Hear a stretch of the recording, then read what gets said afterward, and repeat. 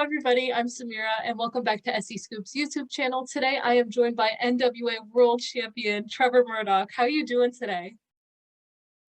Great, great. Thank you for having me. Coming up tomorrow, you'll be at Catalyst of Wrestling, Brooklyn, New York. How does it feel to bring the NWA Championship back to Brooklyn after 60 years?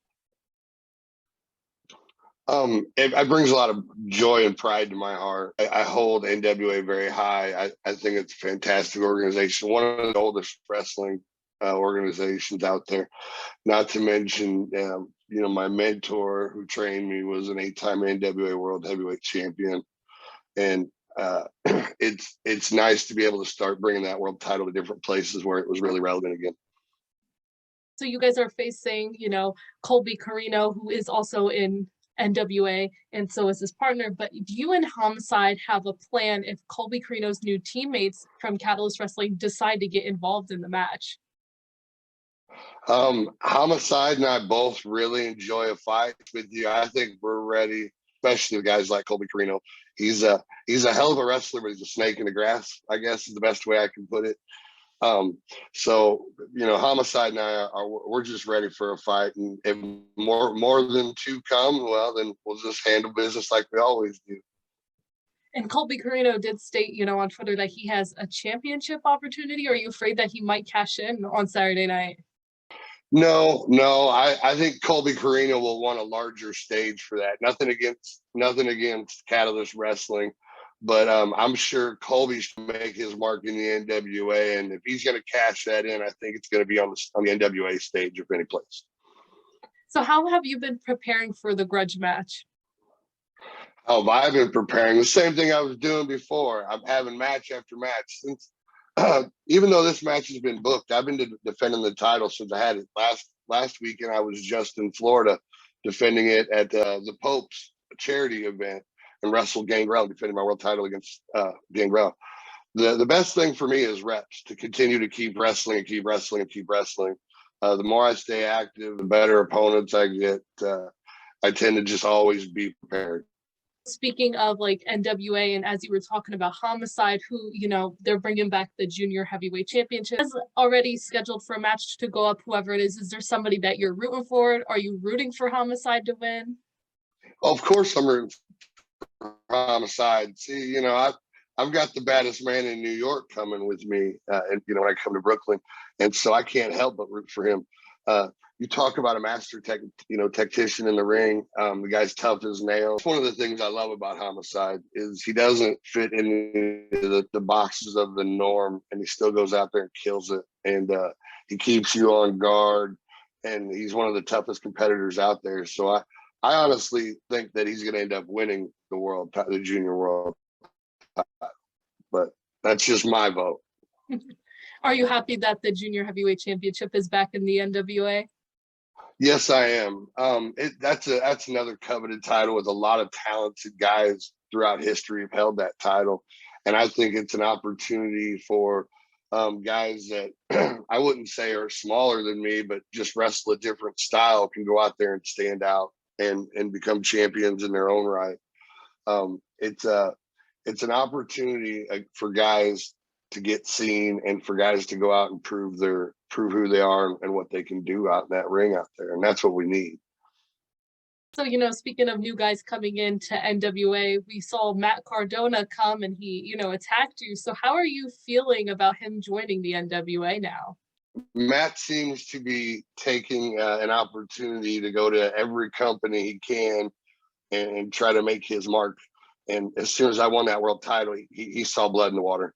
The difference between Matt and I is that if I wanted an opportunity for Matt, I'd come knock on his front door and straight in, whereas Matt comes in and tries to play the political game and talk, hang out with the office and just basically pull a bunch of horse shit.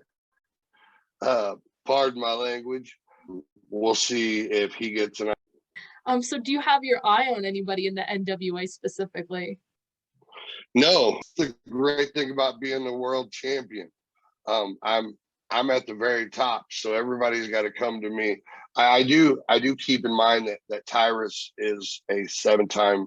I think now he has an opportunity for the world title. And like you said, Colby Carino too, he has an opportunity if he wants to take it for the world title. But those are the only two that I'm really got, on my mind right now. So how you were saying, Homicide, he's done a lot of things that we see him in MLW, and MLW is kind of opening up the forbidden door. Could we see Trevor Murdoch there?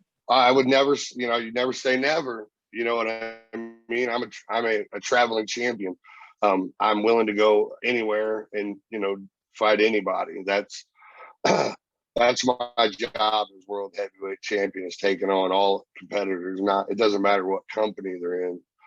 It wouldn't be a world title if I just defended it in NWA. So yeah, I would, I would love the opportunity, and I think there hopefully might be something in the works down the line. So are there any wrestlers or any promotions this year you're hoping to work with? I'm wanting to take the belt overseas. I really want to go back to Japan. So I would really like to go over there and defend the title over there. And I'd like to defend the title, I don't know, maybe in a country that I've never been to so far, which I've been to quite a few. So it'd have to be something maybe like Dubai or something like that. I'd really like to take the title overseas. That would be really interesting, and plus you get to see somewhere new. Right, and that's, as a wrestler, that's one of like the little perks you get. You know what I mean? You get to travel on someone else's dime. The problem is you're just never really there long enough to really enjoy it. You know what I mean? You're kind of in and out. So, but I have been blessed enough where I get to travel quite a bit and been some really interesting places. What's your favorite place you've been? Portugal. I had a really good time in Portugal. I think it's very beautiful there. The people were really nice to me. I'm a big fan of Japan just because of their culture. I got to spend, 6 months living in their culture and realizing what it's like to live on the other side of the globe into a completely different world. You know what I mean? Which I found very interesting and also made me very, very grateful for what I have here at home. So in, 2022, as we are in now, is there any goals that you're hoping to accomplish this year? I just want to take the world title and take it to another level. That's my whole goal, my whole mindset. That's my 100% focus is the NWA World Heavyweight title and just taking it to the next level. Nick Aldis has done a fantastic job of taking the NWA and bringing it virtually out of the ashes a little bit and making it a nationally known company again. And I just want to continue that and put my mark in the business and put my mark as world champion in the history book. During that, historic weekend, we had 73 Empower, and you were there at Empower sitting and watching all the matches. And then 73, you went for the match. Like, what was it like going into that match? Nerves. I mean, I've been wrestling for 22 years, and to be able to walk into such a historic building after 37 years and be the main event for the NWA World Heavyweight title, I mean, you just couldn't stack the pressure on me really anymore. You know what I mean? But it was also something that I had dreamed my whole life for, and you really couldn't have. It couldn't have made more for a more perfect moment, especially having my wife and children there, having Ric Flair at the end of it when I won it come out and bring me the title.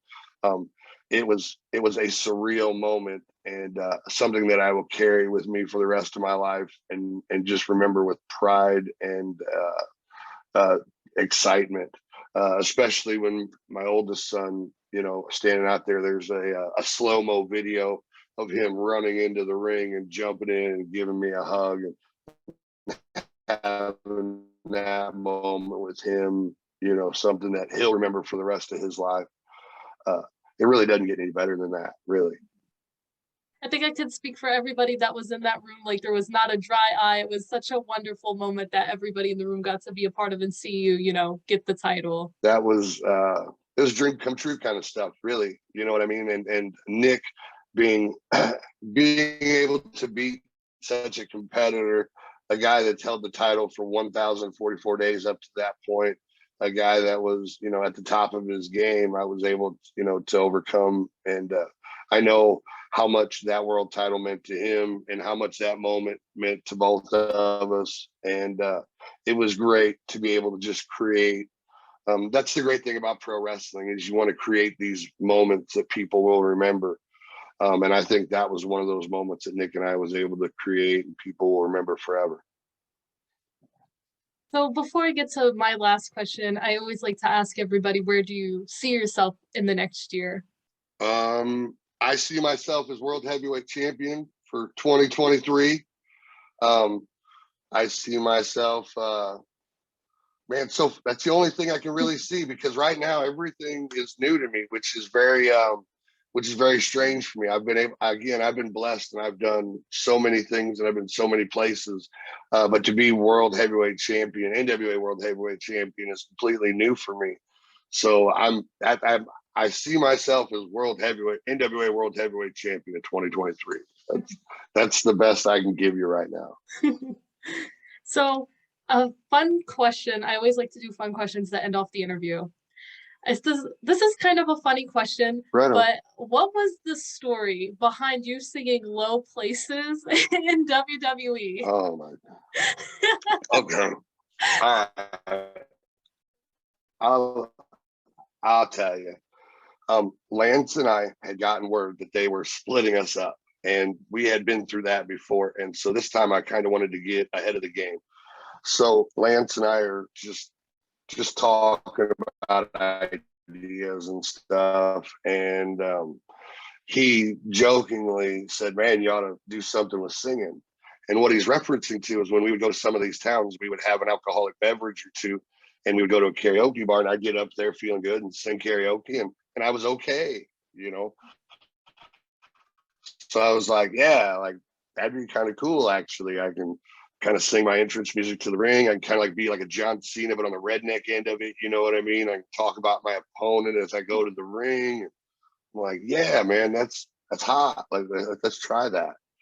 And so I began my mission to track down Vince and tell Vince, which was a task in itself, because everybody was always surrounding him.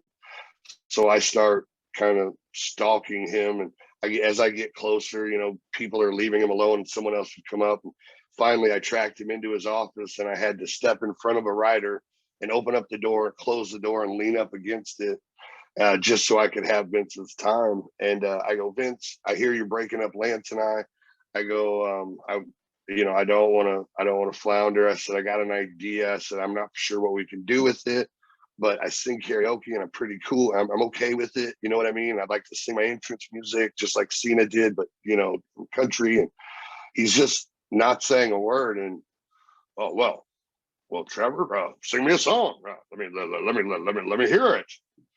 And I'm like, oh shit. Okay.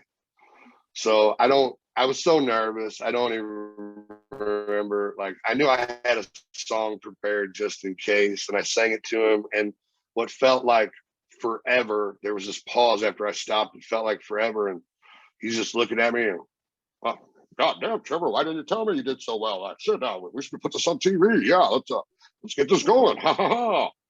And I was so excited that he didn't look at me like I was an idiot and go like, get out of my office, you're fired. That I was like, right on, awesome, all right, cool, Vince. And I left, and I didn't put any plans into order, like any order with him after that, which I realized was a huge mistake.